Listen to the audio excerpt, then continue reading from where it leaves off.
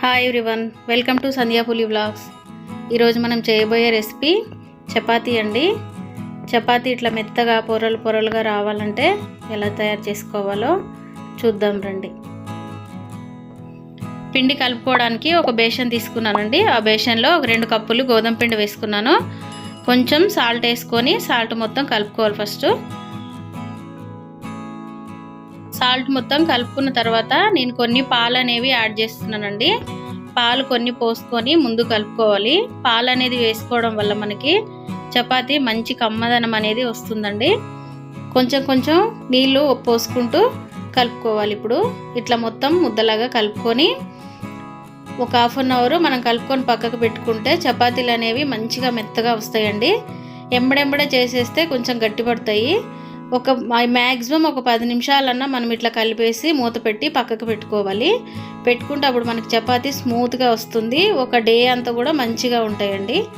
పిండి ఇదిగోండి ఇట్లా ఉండాలి, మరి గట్టిగా అయితే కలపకూడదు. ఇక్కడ చూపించిన విధంగా కలుపుకోవాలి.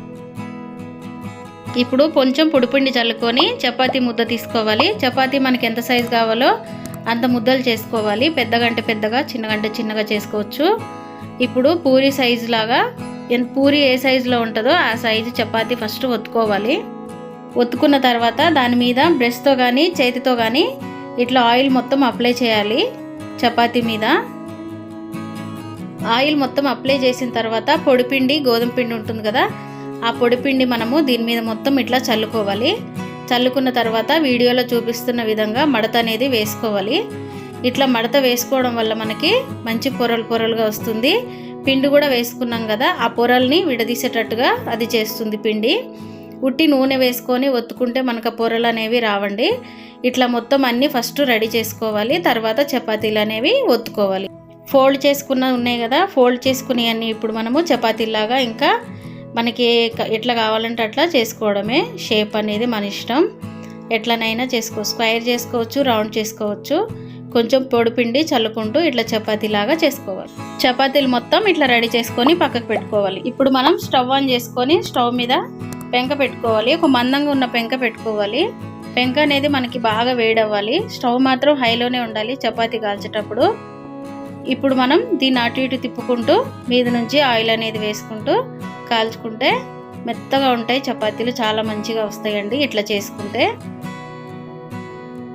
ఇప్పుడు సైడ్లో ఇట్లా ఒత్తుకుంటూ కాల్చుకోవాలి. సైడ్స్ కూడా మనకి కాలాలి కదా, ఒక్క సైడే కాలిస్తే మనకి ఏమవుతుందంటే మధ్యలోనే కాలుతుంది, సైడ్ కాలవు.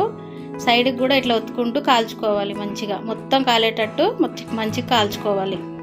ఇప్పటి వరకు నా ఛానల్ని మీరు సబ్స్క్రైబ్ చేసుకోకపోతే ప్లీజ్ సబ్స్క్రైబ్ చేసుకోండి. చపాతీలన్నిటినీ మనం ఒక బేషన్ తీసుకొని ఆ బేషన్లో క్లాత్ అనేది వేసుకోవాలి ఫస్ట్ కింద. లేకపోతే మనకి ఇట్లా ఆవిరి పట్టినట్టు అయిపోతాయి కదా చపాతీలు, అట్లా పట్టకుండా ఉంటాయి. మనం ఇట్లా కింద అనేది క్లాత్ వేసుకున్నాం అనుకోండి, ఆవిరి పట్టకుండా ఉంటాయి. మనం చపాతీ వేసేటప్పుడు కూడా వేడివేడిది మూత పెట్టేసుకున్నాం అనుకో మనకి చాలాసేపు మెత్తగా ఉంటాయి. అట్లే మనం ఓపెన్ పెట్టకూడదు. ఓపెన్ పెడితే ఏమవుతుందంటే గట్టిగా అయిపోతాయి తొందరగా. చపాతీ మనం తీసి నెంబడే మళ్ళీ మూత అనేది పెట్టేసేయాలి. చపాతీలు ఒక్కటి కూడా ఖరాబ్ కాకుండా మంచిగా ఉంటాయి అన్నమాట. చపాతీలు మొత్తం ఇట్లా చేసుకొని ఏదైనా కర్రీ చేసుకొని సర్వ్ చేసుకోవడమే. ఇంకా ఈ వీడియో కనుక మీకు నచ్చినట్టయితే లైక్ చేయండి, షేర్ చేయండి, తప్పకుండా సబ్స్క్రైబ్ చేసుకోండి. పక్కనే ఉన్న బెల్ ఐకాన్ని ప్రెస్ చేయండి. Thank you for watching this video.